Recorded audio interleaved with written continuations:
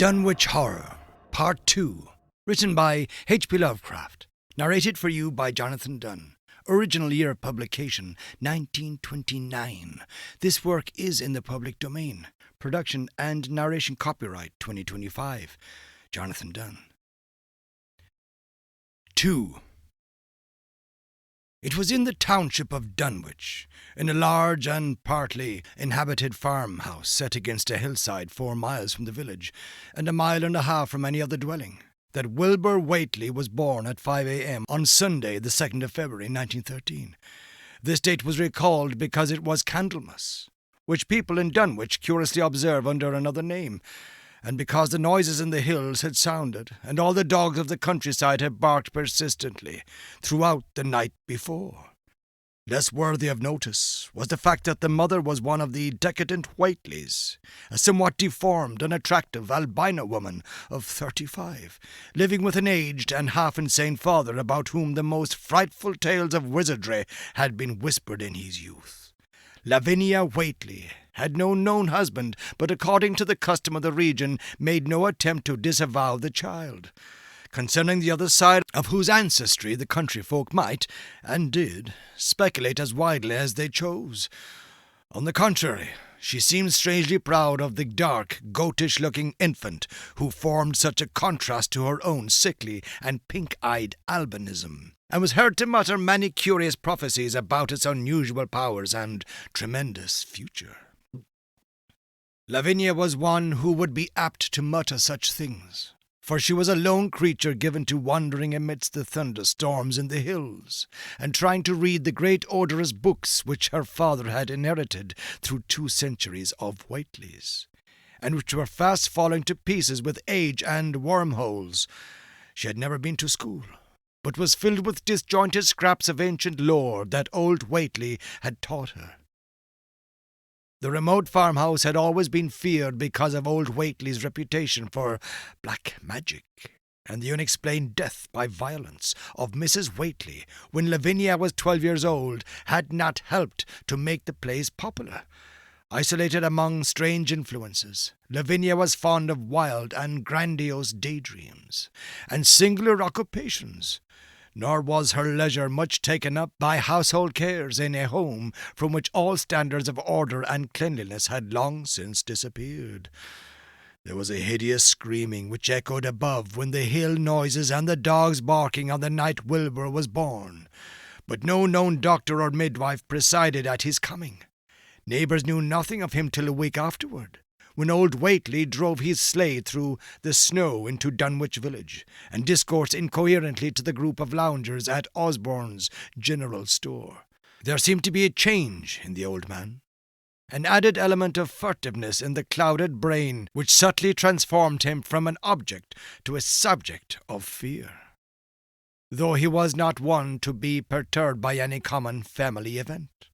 Amidst it all, he showed some trace of the pride later noticed in his daughter, and what he said of the child's paternity was remembered by many of his hearers years afterward. "I don't care what folks think. If Lavinia's boy looked like his pa, he wouldn't look like nothing ye expect. Ye needn't think. The only folks is the folks hereabouts. Lavinia's read some, and has seed some things the most ye only tell about. I calculate her man is as good a husband as ye can find this side of Aylesbury, and if ye knowed as much about the hills as I do, ye wouldn't ask no better church wedding nor hearing. Let me tell ye something. Some day you folks'll hear a child of Lavinia's a-calling his father's name on the top of Sentinel Hill." The only persons who saw Wilbur during the first month of his life were old Zachariah Whateley of the undecayed Whateleys, and Earl Sawyer's common-law wife, Mamie Bishop. Mamie's visit was frankly one of curiosity, and her subsequent tales did justice to her observations. But Zachariah came to lead a pair of Alderney cows which old Whateley had bought of his son Curtis. This marked the beginning of a course of cattle-buying on the part of small Wilbur's family, which ended only in 1928, when the Dunwich Horror came and went. Yet at no time did the ramshackle Whateley barn seem overcrowded with livestock. There came a period when people were curious enough to steal up and count the herd that grazed precariously on the steep hillside above the old farmhouse, and they could never find more than 10 or 12 anemic, bloodless-looking specimens. Evidently, some blight or distemper, perhaps sprung from the unwholesome pasturage or the deceased fungi and timbers of the filthy barn, caused a heavy mortality amongst the Whateley animals. Odd wounds or sores, having something of the aspect of incisions, seemed to afflict the visible cattle, and once or twice during the earlier months certain callers fancied they could discern similar sores about the throats of the grey, unshaven old man and his slatternly, crinkly-haired albino daughter. In the spring after Wilbur's birth, Lavinia resumed her customary rambles in the hills, bearing in her misproportioned arms the swarthy child. Public interest in the Whateleys subsided after most of the country folk had seen the baby, and no one bothered to comment on the swift development which that newcomer seemed every day to exhibit.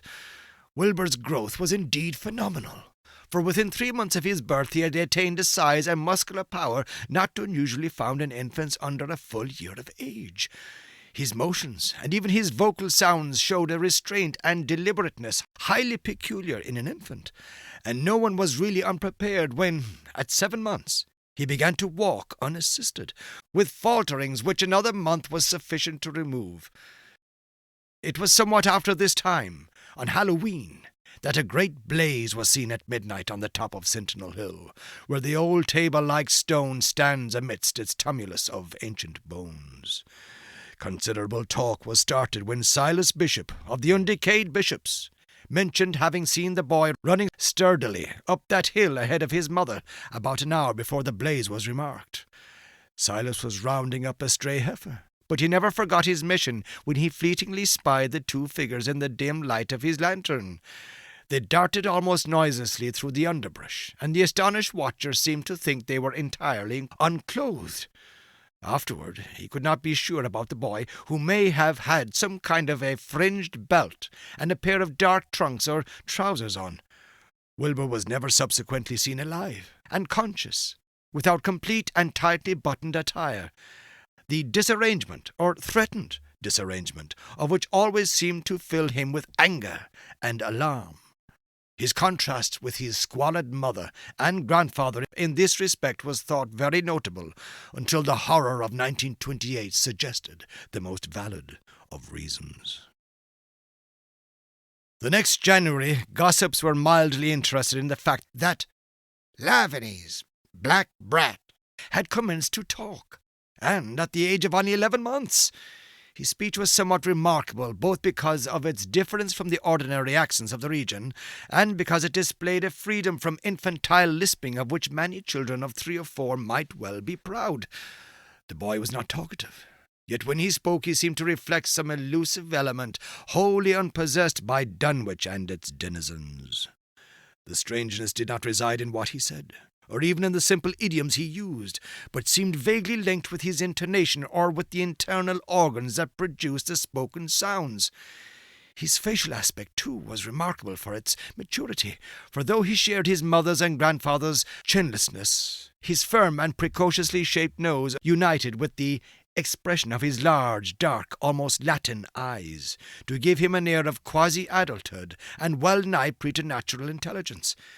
He was, however, exceedingly ugly, despite his appearance of brilliancy, there being something almost goatish or animalistic about his thick lips, large, pored, yellowish skin, coarse, crinkly hair, and oddly elongated ears.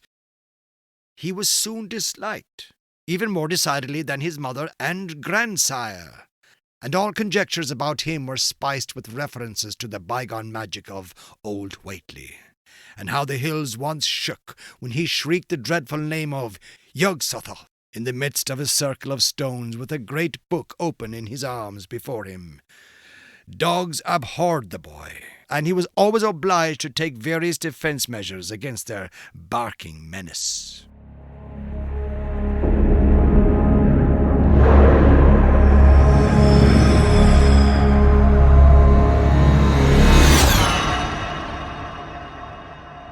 Dunwich Horror, Part 2, written by H.P. Lovecraft, narrated for you by Jonathan Dunne.